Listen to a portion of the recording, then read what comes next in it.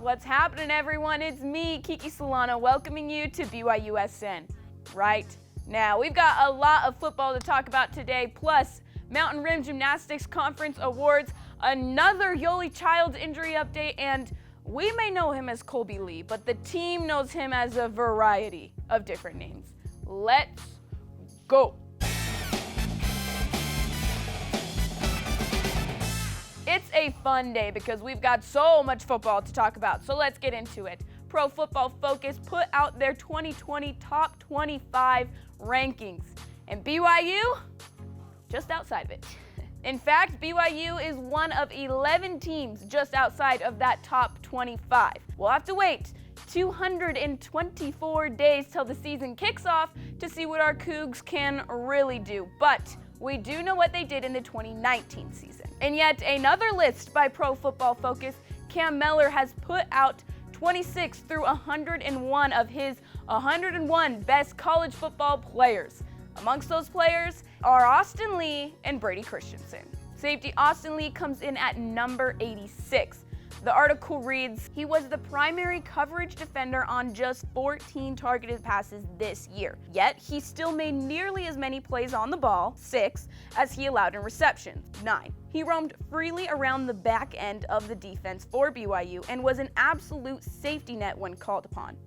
While offensive lineman Brady Christensen comes in at number 95. Quote, the BYU offensive line had great success across the board this year, but that mainly in pass protection, and Christensen was the biggest reason for that. Spending a whopping 542 snaps in pass protection, Christensen gave up just 13 total pressures and just 1 combined sack or hit this year. Now that we've talked about some of BYU's top players from this past season, let's talk about some of their top games. ESPN is releasing their college football's 100 best games from 2019. With 41 through 100 of those games being released, BYU has the 92nd and the 93rd best games. Ranked at number 92 is BYU's double overtime versus Tennessee. And coming in at number 93 is the overtime win versus USC. Good times, guys. Good times. And now, moving on from football. For not the first, but the second week in a row, Abby Miner of BYU Gymnastics is MRGC Gymnast of the Week. This after her killer all-around score of 39.375. Abby also earned herself 2 Specialist of the Week titles on vault and on floor. Yeah, she's kind of a powerhouse. Elodie Cyrene also earned herself Specialist of the Week on beam. That means 3 out of the 4 awards went to BYU gymnasts. 75% just BYU. That's awesome. And now, yet another Yoli Childs injury update. Hopefully it's a good one.